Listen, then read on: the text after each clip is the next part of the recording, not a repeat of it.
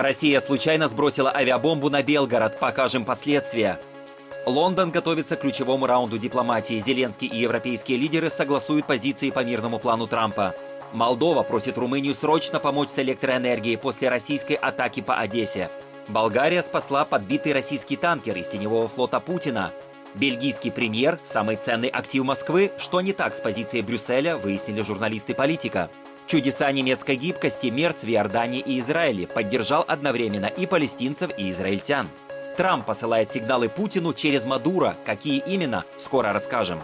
Химическое оружие против демонстрантов в Грузии, простая тюрьма в Тунисе и везде протесты. Желтое пахучее на корону Британской империи. Кто вылил и что было дальше? Здравствуйте! Каждый день мы рассказываем о главном. Подписывайтесь на канал «Один день», чтобы ничего не пропустить. С вами я, Андрей Данилевич.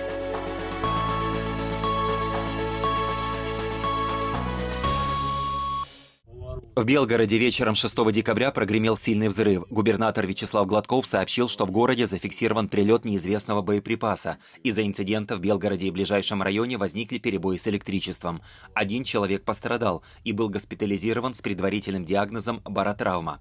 Несколько автомобилей и домов были повреждены. Местное издание «Пепел» утверждает, что неподалеку от электроподстанции на улице Сторожевой могла упасть российская авиабомба, поэтому в городе не включалась тревога и не было предупреждений о возможном пролете беспилотников. Жители также сообщали, что перед взрывом слышали гул самолета, направлявшегося в сторону украинской границы. Президент Украины Владимир Зеленский провел телефонную беседу со спецпредставителем главы Белого дома Стивом Виткофом и Джаредом Кушнером. Разговор состоялся при участии министра обороны Рустема Умерова и генерала Андрея Гнатова.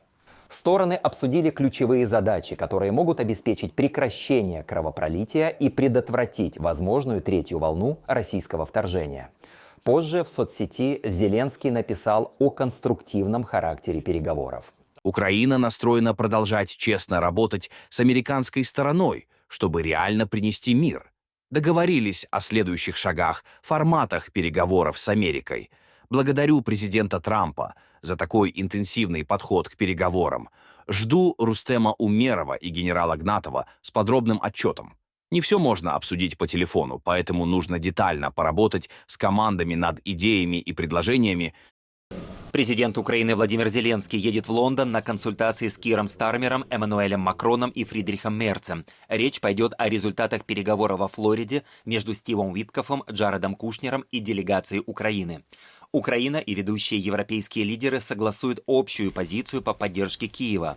Вот как комментирует предстоящую встречу президент Франции Эммануэль Макрон. Россия попала в ловушку стратегии эскалации и не стремится к миру. Я самым решительным образом осуждаю массированные удары, нанесенные вчера вечером по Украине, особенно по ее энергетической и железнодорожной инфраструктуре. Мы должны продолжать оказывать давление на Россию, чтобы принудить ее к миру.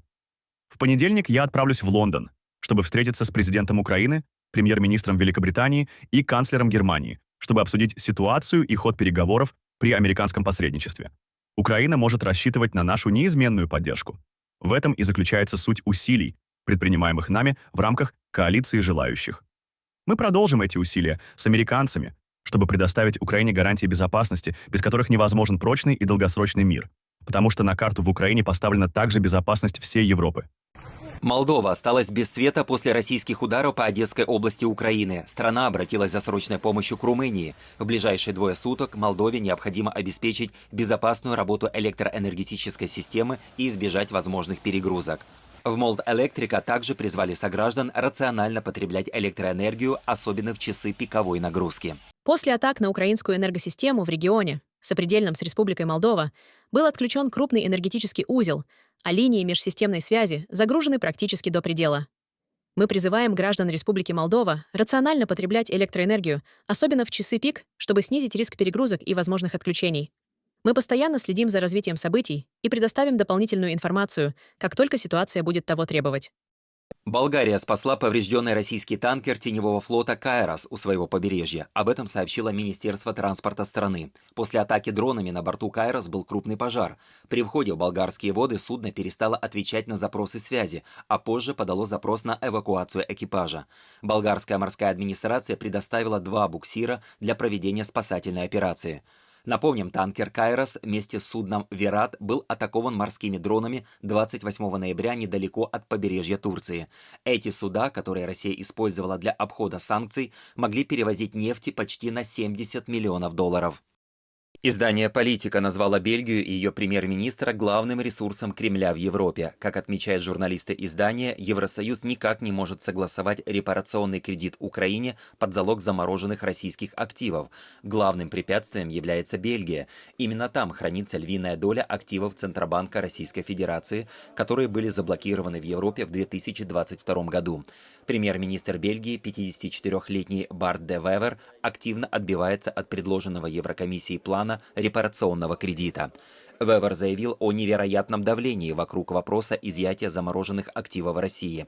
При этом он упорно называет попытку передать средства агрессора Украине кражей. В одном из интервью Вевер также сказал, что заявление о поражении России – это байка и полная иллюзия. Смертельный удар нанес Барт де Вевер. 54-летний премьер-министр Бельгии в очках производил впечатление эксцентричной фигуры за столом саммита ЕС, с его любовью к рубашкам с круглым воротом, историей Древнего Рима и остроумными шутками. На этот раз он был предельно серьезным и не отступал. Он заявил своим коллегам, что риск ответных мер со стороны России за экспроприацию их суверенных активов слишком велик, чтобы даже думать об этом. Если Москва выиграет судебный процесс против Бельгии или Евроклир, брюссельского депозитария, хранящего эти активы, им придется выплачивать всю сумму самостоятельно. «Это полное безумие», — сказал он. Когда день перешел в вечер, а ужин уже закончился, де Вевер неоднократно требовал переписать окончательные выводы саммита, чтобы исключить из них любые упоминания об использовании активов Москвы для отправки денег в Киев. Канцлер Германии Фридрих Мерц отправился с поездкой в Иорданию и Израиль. В субботу он провел встречу с королем Абдаллой II. Обсуждались двусторонние отношения, региональная безопасность и ситуация на Ближнем Востоке. Мерц выступил с призывом к правительству Израиля отказаться от любых форм аннексии палестинских территорий на Западном берегу. В этом вопросе, отметил канцлер, позиция Берлина и Аммана полностью совпадают. Мы также внимательно наблюдаем за ситуацией на Западном берегу. Мы должны сохранить открытым путь к созданию палестинского государства. Поэтому на Западном берегу не должно быть никаких шагов по аннексии, никаких реформ, а также никаких политических, строительных, фактических или иных действий, которые фактически означали бы аннексию палестинского государства со стороны израильского правительства. После Иордании Мерц отправился в Израиль, где вечером встретился с президентом Исааком Герцогом. В Иерусалиме он выразил надежду, что мирный процесс по Газе может перейти к следующему этапу, и подчеркнул дилемму, перед которой стоит Германия в связи с действиями израильской армии. Тем не менее, он подтвердил неизменную позицию Берлина. Израиль имеет право на самооборону. Очевидно, что для перехода к следующему этапу мы должны убедиться, что Хамас лишен своих возможностей в Газе и предложить региону новый горизонт. Новый горизонт для людей Газы и людей Израиля. Новый горизонт для Израиля и его палестинских соседей, а также для Израиля и его арабских соседей. Мы должны работать над этим вместе. Мы видим, что действия израильской армии в Газе поставили нас перед дилеммой. Мы отреагировали на это, однако мы также видим, что на сегодняшний день у нас нет принципиальных разногласий. Израиль имеет право защищать себя, и это будет так оставаться, потому что только таким образом можно обеспечить право Израиля на существование. Мы поддерживаем право Израиля на существование и всегда будем поддерживать Израиль в этом. Теперь мы надеемся, что этот мирный процесс сможет перейти на следующий этап, и в частности, что Хамас будет разоружен. Потому что эта война ведется исключительно Хамасом. И если Хамас сложит оружие, эта война закончится. Тогда появится будущее для региона, и также будет будущее для Газы. Один день – это не просто новости, это жизнь вокруг нас.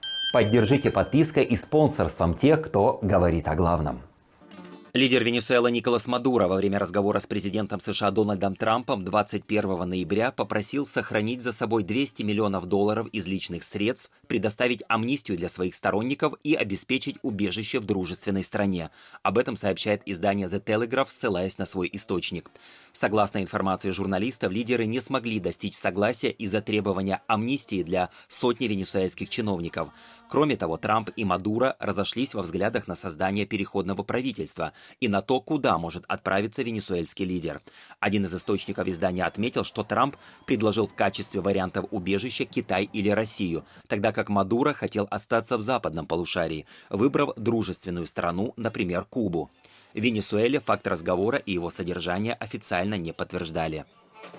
Президент США Дональд Трамп сделал репост статьи Fox News с заголовком «Агрессия Трампа в отношении Венесуэлы. Предупреждение Путину».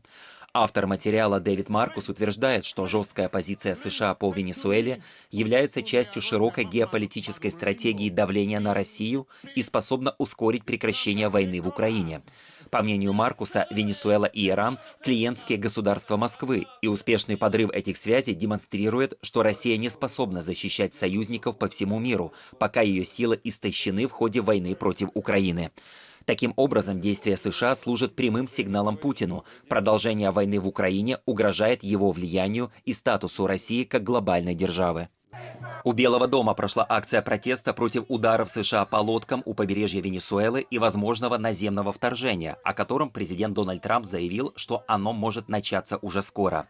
Участники обвиняют администрацию в эскалации и говорят, что удары по подозрительным суднам наносятся без должной проверки.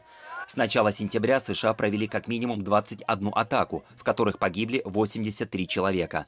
Демонстранты уверены, под предлогом борьбы с наркотрафиком Вашингтон стремится к смене власти и контролю над нефтяными ресурсами Венесуэлы. Я просто поражена тем, чем наше правительство угрожает Латинской Америке. И что оно уже делает, взрывая эти лодки без какого-либо должного процесса, заявляя, что это наркоторговцы. Но мы же не знаем. И даже если так, они должны сидеть в тюрьме, а не лежать где-то на дне океана. Эта администрация, я имею в виду, что правительство США давно ведет войны, чтобы захватывать природные ресурсы других стран. Мы видели это в Ираке, мы видели это в Афганистане.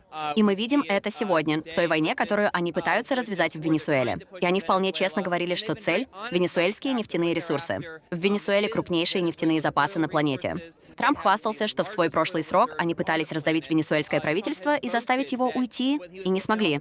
И он сказал: «Мы бы забрали всю нефть». Это цитата. Он сказал это в 2023 году во время предвыборной кампании. Грузинские врачи обратились к международному сообществу с призывом провести независимое расследование возможного применения запрещенных веществ при разгоне протестов в ноябре-декабре 2024 года. Медики также требуют комплексной оценки рисков для здоровья населения и подготовки рекомендаций по помощи пострадавшим. Поводом для обращения стал фильм BBC, опубликованный 1 декабря 2025 года, в котором утверждается, что водометы могли распылять воду, смешанную с токсичным камитом. По данным расследования, это вещество способно вызывать тяжелые ожоги и дыхательные нарушения, что подтверждает опасения врачей и правозащитников. Премьер-министр Грузии Ираклий Кабахидзе отверг обвинения, назвав их антигрузинской кампанией. Он заявил, что проверка службы госбезопасности не выявила применения камита или других запрещенных веществ и пригрозил всем, кто собирается продолжать это расследование. Что касается самой важной части текущего расследования – помощи конкретных лиц в враждебной деятельности иностранной организации, по этому направлению будут продолжены интенсивные следственные действия. Все лица или группы лиц, в отношении которых соберется достаточный комплекс доказательств и подтвердится, что их целенаправленные действия грубо вредили национальным интересам Грузии, ее международному имиджу и репутации и были направлены против государственных интересов, будут наказаны со всей строгостью закона. Тунисцы вышли на улицы уже третью неделю подряд, протестуя против расширяющихся репрессий президента Каиса Саида в отношении оппозиции, критиков и неправительственных организаций. Правозащитные группы обвиняют президента в использовании судебной системы и полиции для подавления оппонентов и утверждения единоличной автократии. Саид отвергает обвинения в установлении диктатуры. На прошлой неделе апелляционный суд приговорил десятки лидеров оппозиции, бизнесменов и адвокатов к тюремным срокам до 45 лет по обвинению в заговоре с целью свержения Саида, что, по словам критиков, стало признаком усиливающегося авторитарного правления. Напомним, в 2021 году Каис Саид распустил парламент и начал управлять страной с помощью декретов, назвав это шагом по искоренению повсеместной коррупции и неэффективности. Оппозиция называет эти решения Саида переворотом. Корону Британской империи закидали гнилыми яблоками и облили желтой краской. В Лондоне 4 участников протестного движения Take Back Power атаковали витрину с королевскими драгоценностями. На опубликованном в соцсетях видео видно, как один из протестующих швыряет в защитное стекло лоток с яблоками, а другой активист выливает на витрину ярко-желтый крем. При этом участники акции выкрикивали «Демократия разрушена» и «Мы пришли к сокровищам нации, чтобы вернуть власть». Лондонская полиция сообщила, что на данный момент арестованы 4 человек по подозрению в причинении ущерба. Комнату Тауэра, где находятся королевские регалии, временно закрыли для посетителей. Движение Take Back Power позиционирует себя как ненасильственная группа гражданского сопротивления, которая, кроме прочего, добивается введения дополнительных налогов для сверхбогатых. Ушел из жизни Фрэнк Гэри, один из величайших современных архитекторов, лауреат Притцкеровской премии и мастер деконструкции. Его здания могут восхищать или раздражать, но забыть их невозможно. Каждое становится достопримечательностью, от музея Гугенхайма в Бильбао до концертного зала Уолта Диснея в Лос-Анджелесе. Гэри начинал с мебели. Картонные стулья Easy Edge и коллекция Bentwood Furniture принесли ему первые успехи. На эти деньги он построил свой первый дом и затем стал создавать известные проекты по всему миру. Витра Дизайн Музеем в Германии, Танцующий дом в Праге, Луи Виттон Фундейшн в Париже. Архитектор считал, что 98% зданий на Земле – это просто коробки, и его работы всегда нарушают привычные формы. Они танцуют, кренятся, развиваются на ветру. Гэри называл архитектуру игрой формы, сравнивая себя с режиссером фильма.